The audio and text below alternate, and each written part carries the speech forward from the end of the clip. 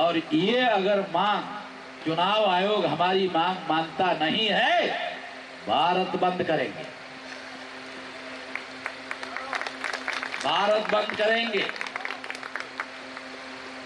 ये चौंकाने वाला खुलासा 2019 के लोकसभा चुनाव में इस्तेमाल हुई वीवीपैट मशीन 37% खराब निकली, हर 3 में 1 मशीन खराब। ये आज की खबर। साथियों, ये अंग्रेजी में भी है, हिंदी में भी है। मैं आपको फैक्ट और तथ्य बता रहा हूं ताकि आप लोगों को मालूम हो कि कहीं हम लोग आपको गलत तो जानकारी नहीं दे रहे हैं, ऐसा आपको लग सकता है। ये सारे डॉक्यूमेंट्री एविडेंस है, सुप्रीम कोर्ट के चीफ जस्टिस का दिया हुआ फैसला है। इसलिए अगर चुनाव आयोग नहीं मानता है तो भारत बंद करेंगे। आपको याद होगा हमने सीए के मुद्दे पर भारत बंद करवाया था, याद है? हमने सीए के मुद्दे पर भारत बंद करवाया था और विशाल भारत बंद हुआ था। और इतना बड़ा भारत बंद हुआ था, जानते हो? हमारे भारत बंद की वजह से नरेंद्र मोदी, अमित शाह, विश्व हिंदू परिषद और भारतीय जनता पार्टी, ये जो लोग हैं, इनका जो ईवीएम मशीन के अंदर जो घोटाले वाला मामला है, इसको रोक लगाने का काम हमने किया।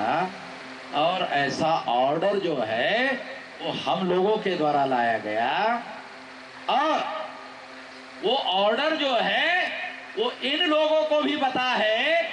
और इस वजह से इन लोगों ने, जब हमने भारत बंद किया तो सीए का जो कानून है अभी तक लागू नहीं हुआ। ने हमारी बात को अनसुना कर दिया। क्यों? एक औरत ने उसके ऊपर आरोप लगाया कि इसने मेरा विनय भंग किया। आरएसएस के वकील थे शरद बोबड़े नागपुर के, हम भी नागपुर के जानते हैं। वो दूसरे नंबर के जज थे। जस्टिस गोगोई के बाद वो चीफ जस्टिस ऑफ इंडिया हो गए। उसकी अध्यक्षता में 7 जज का बेंच बैठा और जस्टिस गोगोई की जांच हुई। जस्टिस गोगोई को शरद बोबड़े ने, जो आरएसएस का उसका दादा, वकील विंग का संस्थापक अध्यक्ष था, उसका पोता दूसरे नंबर का जज था, उसकी अध्यक्षता में जस्टिस गोगोई को निर्दोष छोड़ दिया गया। जस्टिस पटनायक की अध्यक्षता में उस औरत की जांच करवाई गई। जस्टिस पटनायक ने उस औरत को निर्दोष छोड़ दिया। अरे जब जज निर्दोष छोड़ा तो उस औरत ने गलत आरोप लगाया था, झूठा आरोप लगाया था। अगर झूठा आरोप लगाया तो जस्टिस पटनायक ने उस औरत को निर्दोष भी छोड़ा। अगर दोनों को निर्दोष छोड़ा तो इसका मतलब साफ है कि ये सारा बनाव किया जा रहा है। ये बात हमें समझ में आई और हमें समझ में आया कि ईवीएम में घोटाले के लिए बीजेपी के लिए कोई रास्ता बनाया जा रहा है। 8 अप्रैल 2019 को सुप्रीम कोर्ट ने निर्णय दिया। क्या निर्णय दिया? ये कांग्रेस के लोगों की मांग है 50% मिलान करा दो। नहीं होगा, 1% होगा, 1% मिलान होगा। 1% मिलान का ऑर्डर आने के बाद ये जो 100% रिकाउंटिंग का ऑर्डर था, ये ऑर्डर 2017 का नीचे दबा दिया गया और 2019 का जजमेंट ऊपर लाया गया। अगर मैं चुनाव आयोग को कहता कि जजमेंट के अनुसार रिकाउंट करो, तो चुनाव आयोग कहता ये आपका पुराना निर्णय है, सुप्रीम कोर्ट का 1% का करंट निर्णय है, हम उसको मानकर काम करेंगे। घोटाला करवाया गया, सुप्रीम कोर्ट के साथ घोटाला करवाने का रास्ता साफ किया गया।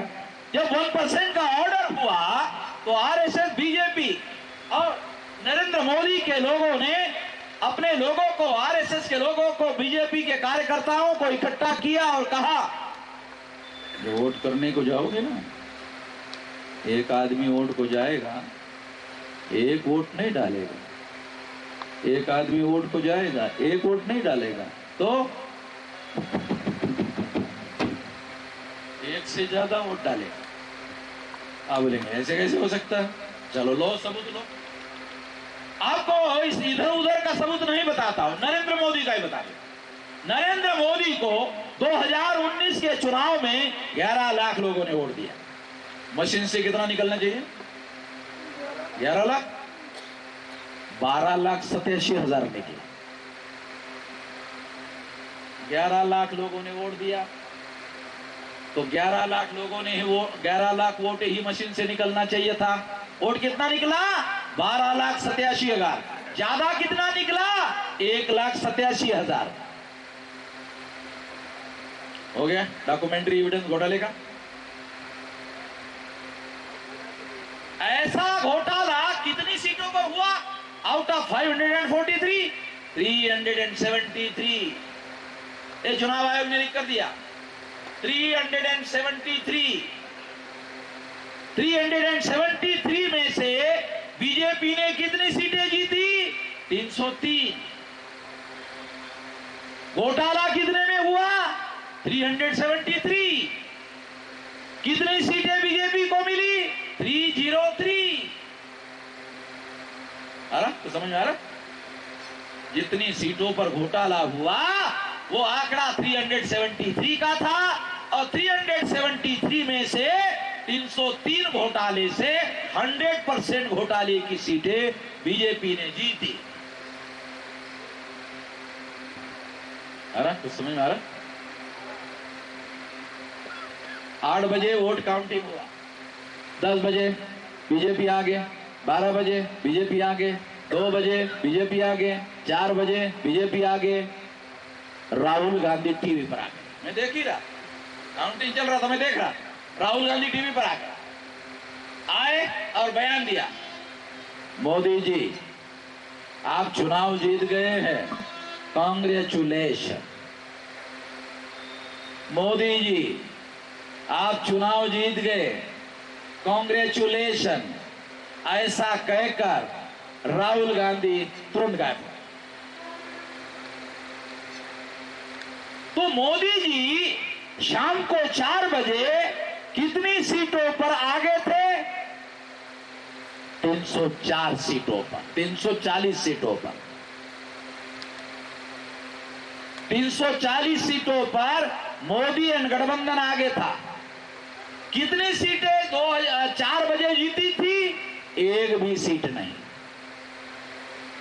आगे थी। एक भी सीट नरेंद्र मोदी ने नहीं जीती।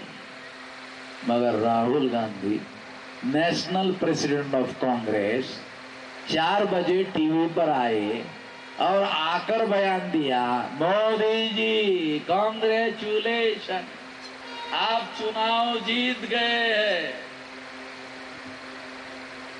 एक भी सीट नहीं जीती थी, केवल रुझान चल रहा था और राहुल गांधी ने चुनाव मोदी ने जीत लिया, मान लिया। रात के 9 बजे रिजल्ट फाइनल हो गया। फाइनल होने के बाद क्या हुआ? जब राहुल गांधी 4 बजे आए और मोदी के जीत का ऐलान किया, अपने हार का ऐलान किया, तो कांग्रेस के सभी कार्यकर्ता काउंटिंग सेंटर से भाग गए। अब मिलान करने के लिए रात के 9 बजे मेन अपोजिशन पार्टी हाजिर रहना जरूरी था, वो शाम को 4 बजे भाग गए। रात में 9 बजे मिलान करने के लिए कांग्रेस हाजिर ही नहीं थी। तो मैं मामसेप का भी नेशनल प्रेसिडेंट हूं, मैंने मामसेप के लोग जो चुनाव कंडक्ट करवा रहे थे और काउंटिंग कर रहे थे, मैं उन अधिकारियों को टेलीफोन किया और पूछा, मेन अपोजिशन पार्टी कांग्रेस मिलान करने के लिए हाजिर नहीं है, तो आप लोगों ने मिलान कैसे किया? मैंने पूछा उनको, ये मिलान कैसे किया? कहा, कागज में हमने कर दिया और कागज लिखकर चीफ इलेक्शन कमिश्नर को भेज दिया। इसका मतलब समझते हो? इसका मतलब आपके यूपी की भाषा में हमने खाना पूर्ति कर दिया। खाना पूर्ति समझते हो ना? खाना पूर्ति, खाना पूर्ति कर दिया। कागज में आंकड़ों को मिला दिया, मिलाकर भेज दिया। मेन अपोजिशन पार्टी ऑब्जेक्शन लेने के लिए हाजिर नहीं है, उसने तो पहले ही स्वीकार कर लिया, इसलिए ऑब्जेक्शन लेने का सवाल नहीं है। इतना सारा घोटाला। आखिरी बात, अरे मैं जो आपको अब से कह रहा हूँ दुख भरी कहानी है, कोई खुशी की बात आपको अभी तक मैं बता नहीं पाया। ये सारी जितनी बातें आपको बताया है सब घोटाले की बातें। अभी आखिरी बात समाप्त कर देता हूँ।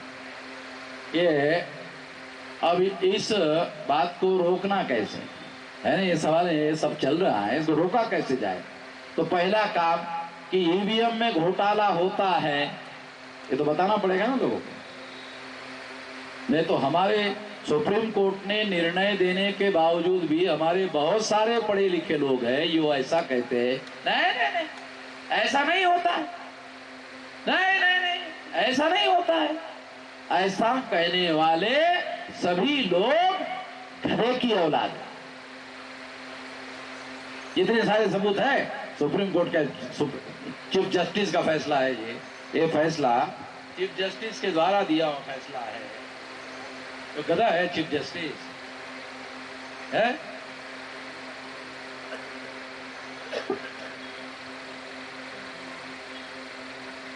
तो पहले तो हमें लोगों को बताना पड़ेगा कि ईवीएम में घोटाला होता है। दूसरी बात, चुनाव आयोग को रिटर्न मेमोरेंडम देना होगा कि अगर आप ईवीएम में ही चुनाव करवाना चाहते हो तो आप जब बेईमानी करने वाली मशीन बना सकते हो तो ईमानदार वाली भी मशीन बना सकते हो। ईमानदार वाली मशीन बनाओ। और आर्टिकल 32 के तहत नागरिकों के मौलिक अधिकारों की रक्षा करने की जिम्मेदारी सुप्रीम कोर्ट की है। तो सुप्रीम कोर्ट आर्टिकल 32 के तहत 3 जजों की कमेटी बनाए और वो निगरानी करे चुनाव आयोग ईमानदारी से चुनाव करवा रहा है कि नहीं करवा रहा है। ईवीएम मशीन को जांच पड़ताल करने का काम करे कि मशीनें ईमानदार बनाए कि नहीं बनाया। अभी करंट खबर है, करंट है ना, अभी करंट खबर है आज की, आप देख लेना। 6.5 lakh paper trail machine defect पाई गई 2019 की, है ना, अभी खबर है ना। 6.5 लाख, 13 लाख मशीनों में 6.5 लाख मशीनें पेपर ट्रेल डिफेक्टिव पाई गई, जिस पर चुनाव संपन्न कराया गया। क्या मतलब? इसका मतलब यह है कि यह घोटाला 2019 के चुनाव में इसी मशीन पर करवाया गया। तो चुनाव आयोग चाहे तो ईमानदार मशीन बनवा सकती है, मगर वो निगरानी 2 लोगों की होनी चाहिए, सुप्रीम कोर्ट के 3 जजों के पैनल की। हम ऐसी मांग नहीं कर रहे हैं।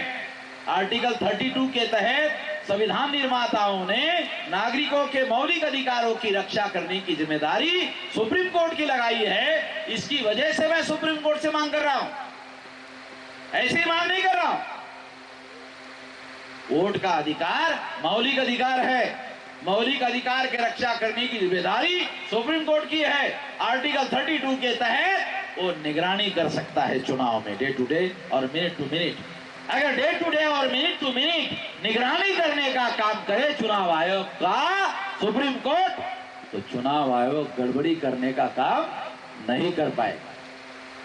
ये करना होगा।